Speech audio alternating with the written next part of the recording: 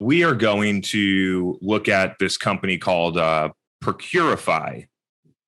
And so we got their website here. When I'm doing a teardown, I'm going to walk you through this.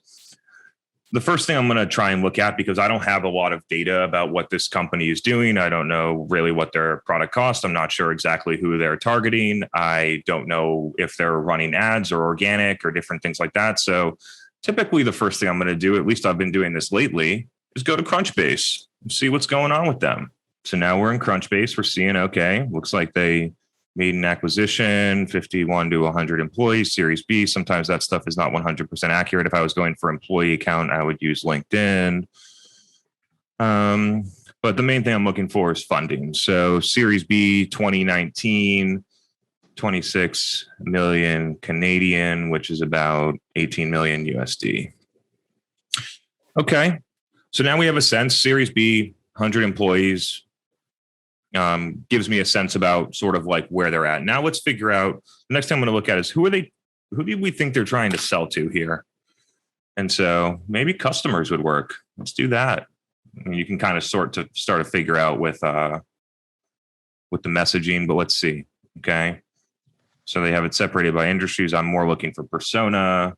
Give your teams the right control to move your business forward. Okay. So this looks like almost like could it be like a Concur expense type of competitor, something like that potentially? But I would assume that they're selling into some type of finance function, which is great because we really know how to get into the finance department over here at Refine Labs. So that's cool. I'm not going to watch a demo while everyone's on here, but that gives me a sense about what they're trying to do. Now let's next thing, I'm going to look at their requested demo. They put a phone number here. That's nice. Not every SaaS company does that. Sometimes you call though and nobody answers. So now I'm going to look at their demo. Pretty easy form. I imagine that they're using enrichment after that. Otherwise, they're not going to really know whether or not their leads are good. So either they should have more fields, or maybe they have Clearbit, or they have Zoom info on the back end, or some other type of enrichment platform so they can pull the work email and then pull all the other stuff, which I assume is what they're doing. Cool. Form, short, CTA above the fold. Those are things that I like. Now we're going to go over to SEMrush. And so in SEMrush, I'm going to drop the domain in here. Let's get a sense of what their traffic is. Okay, so main US, that makes sense. Organic keywords. Okay, procurement definition. They got some good positions there and like very broad stuff. Just a note here on some of these things for people that focus a lot on SEO. Like, what is procurement is not a very good topic for someone to buy this product. It's great that they're getting number one. It's great that they estimate that they're getting 5,400 website visitors a month. It's great that they're not spending $4.86 on a click on Google AdWords.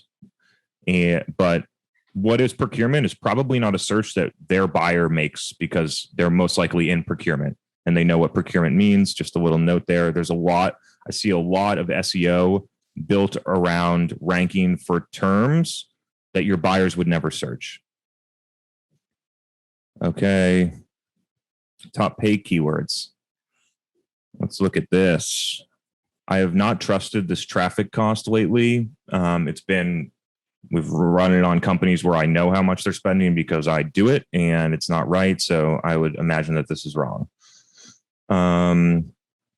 And let's see what we got here. Purchase order, template, Excel, QuickBooks purchase order. So what I'm going to do here and to look at what I'm trying to figure out is their like sort of keyword strategy. I'm going to start looking for keyword terms that would indicate that someone wants to buy stuff. Purchase order software free. Typically I'll negative keyword out free if the product isn't free. There's free here. Software purchase order format. So they actually do cover a lot of software keywords, which is good. No pricing keywords.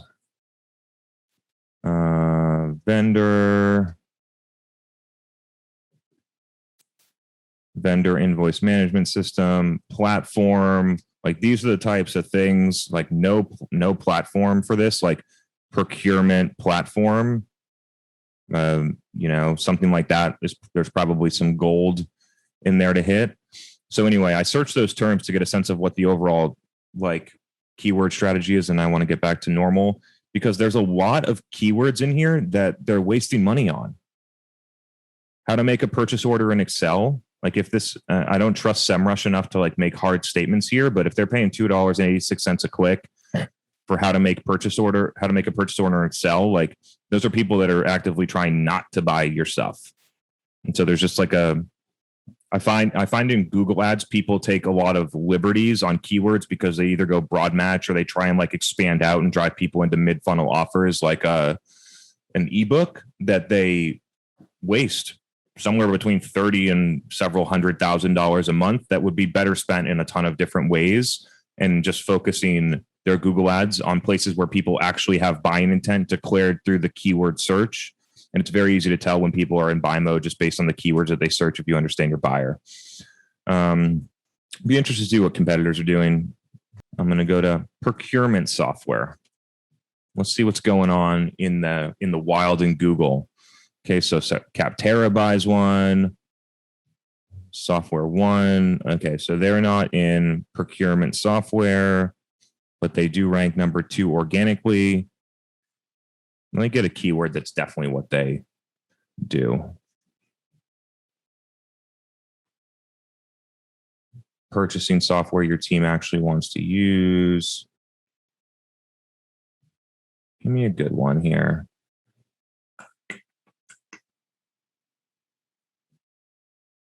Let's just do Procurify. Okay, so they have the number 1 spot. Nobody else is bidding on their stuff. And here we go. Spend management procurement software. That's perfect. Let's see what happens here. And they don't bid on that term, which is like, so that spend management and procurement software has to be like, they use it in their H1 on their homepage. It has to be like one of their number 1 terms, and they're not showing up in Google for it. So that's an interesting learning. We already did procurement software. Let's just do spend management software. Coupa, which I assume is a competitor. Concur, which I mentioned at the beginning. So what I'm seeing here is basically like all the terms that I would, I'm not a procurement person, so I can't speak, but like just using logical sense, I just searched spend management software, procurement software, variations of that, and never got a Google ad for them. And I imagine that they're spending quite a bit of money on Google ads. So there's something that's missing there, because these are top terms. Okay. Let's start making some assessments on LinkedIn now. We'll do organic and then we'll do paid. So here we go. Make spending simple, help finance, accounting, operation teams. Series B, posts. So if anyone doesn't know, if you go to any company's LinkedIn page and then you click on posts, you can click on ads and you can see anybody's ads that are being run and you can see what they're trying to do. But let's go back to organic real quick just so people can see. So 5,300 followers, a little bit of engagement. It's always nice to check because a lot of companies get a ton of engagement, but it's all their employees, which about it looks like 50% are. But despite the lack of engagement, I think that the content organically is better than what I've seen from a lot of other SaaS companies. Like we have an audiogram, we got this person, SoftBank's VC CFO, some good content. I would put captions in here because a lot of people are going to watch it with the audio off, like what I'm doing right now. Some good stuff. Links in the post is a no, but I would say in general, they're not doing too bad. One of the things that I recommend, and you notice in my posts, is that I'm not sharing other people's stuff. I'm focused on original content, and so that's something that I would consider here. Now let's move into the ads, which is probably what a lot of people came for. So we're going to scroll through here, and what we're going to see is the standard SaaS agency playbook for LinkedIn ads. So we have an ebook for spend management where you download, and they actually send you to a landing page. So their cost per lead must be high here. What people will do is they'll use a lead gen form on LinkedIn to make the cost lower. But when you send them to a landing page, what we find in our data is the cost per lead is somewhere between 2 and 10 times higher, depending on how good the landing page is. Yeah, you get work email. Yeah, you get a couple of extra fields, but it's not, in my view, worth the cost, because when it comes down to it, you're collecting an email address here and you're spending a lot of money for it.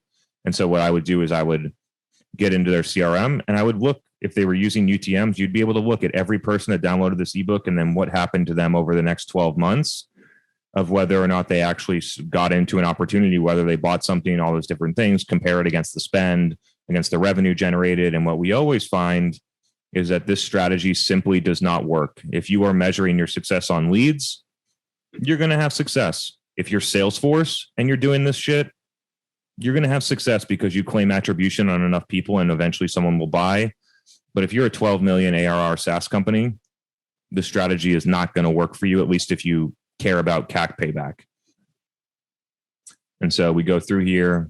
Okay, we have one here that's not an ebook, so it looks like it's complex.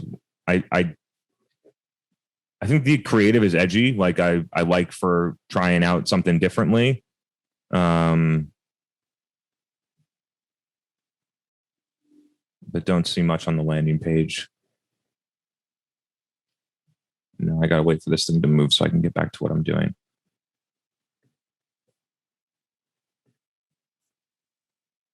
So that's what we got on LinkedIn. In general, like just the LinkedIn mid-funnel content download game is not a good place to be. Okay, so, and they're not running anything on Facebook and Instagram, at least what this can see. And it's like all ads. Yeah. There we go. All ads. Okay. So they do have some stuff. It's about the same strategy as what we saw on LinkedIn, except there's some direct response for demos and things like that. Unless you have like enrichment software post conversion, which a lot of people will, just the overall data you're going to get on a lead gen ad from Facebook is bad. You're also going to get people that don't have a lot of buying intent. And so like, people know my position on this one, because I talk about it enough on the podcast, but the missing piece here in conversion-based paid social, expecting people to become customers, is that they were just scrolling through their Instagram feed. They weren't looking to get a demo of still interested in purchase order software and then try and get all of their people on board when they already use a different tool, and there's just not enough buying intent for people to complete this at a rate that makes sense. And so what I would change here is, instead of having them, let's just click on this one and see what happens. I want this demo. Okay. So it's a 7-second like kind of video that says a free demo, but let's just say I'm interested and I want to see it. Okay. So then I got to fill out a form and I got to get followed up with. I've done this before as a consumer, by the way. So as a consumer, the exact behavior, like this stuff looks cool. Learn more. Click on it. Fill out the form on my phone, because 99% of people are going to be on their phone. Fill it out. And then 3 days later, get hit with an SDR, because I spend a lot of the time that I'm on Instagram is on the weekend. Get hit with an SDR on Tuesday. And by then I've completely forgotten about that I'm ever interested, and you just get no responses. And so what I would do instead is, why wouldn't you just have the demo video and then put it in and show people that? Or why wouldn't you spend enough time creating this like little video? Like, why wouldn't you just help people understand more about the product inside the feed? We've been getting way, way more aggressive in the idea of not expecting people to click and trying to tell a complete story inside of the feed, whether that's through copy, whether that's through a video, whether that's through an animation. just switching it out in your mind. If the first step is you have to get out of conversion mode, like I need to get a lead out of this ad spend, at least a direct response lead, like we measured in a different way. So if you can move your head around the idea that, okay, like I don't need a lead from this, so I don't need to run conversion ads. So now I have a chance because I know how to target CFOs on Facebook and Instagram, that why wouldn't I just try and tell them a story in a 30-second video or a minute video or a 7-minute video or a 7-second GIF or a static image with a lot of thoughtful copy about what they want, what we're trying to say to them. And so just by switching your mindset on, this goes for Facebook, this goes for Instagram, this goes for LinkedIn. It applies across the board on paid social channels. We've moved to this strategy. We measure down funnel demo conversions that are influenced by these ads as opposed to direct response. The conversion rates are way better. Yes, I know your cost per lead is higher, but because the conversion rates are way better, it offsets it by a lot. Estimating here somewhere between 3 and 10 times better in terms of overall customer acquisition cost, because I know that you're getting $50 leads, but when you look downstream, most, I would say 2 to 3% actually even make it to an SQL. That's what people build their models around. And so to collect 100 leads, to churn through them with SDRs, to get 2 SQLs is just terribly inefficient in my view, especially when the people that download these ebooks oftentimes don't read them. So if you use like PDF, some type of PDF analytics, or if they download this guide on a lead gen form and then you have to push it into your marketing automation system and send them a confirmation email with the PDF in it. If you track what the click-through rate of that, the click-through rate of the confirmation email is, it's going to be 10% or less. So that means that everyone that filled out this form, only 1 in 10 even have a chance to consume the ebook. And so that's something to think about as well. So when if you're looking at content consumption, you should look at that metric, which will illuminate that I guess a lot of people aren't even really consuming this ebook that we're putting forward. I've done this a ton of times over the past 5 years. The first time I did it, I was amazed when I measured, and I was like, we're running this thing and only 1 out of 10 people have a shot of even reading this because they're clicking through the email. And so that's something to think about as well. And so if you're like, okay, well, I guess people aren't consuming the content, and you admit that to yourself, then you end up with, okay, I'm paying somewhere between $20 and $200 to get someone's email address.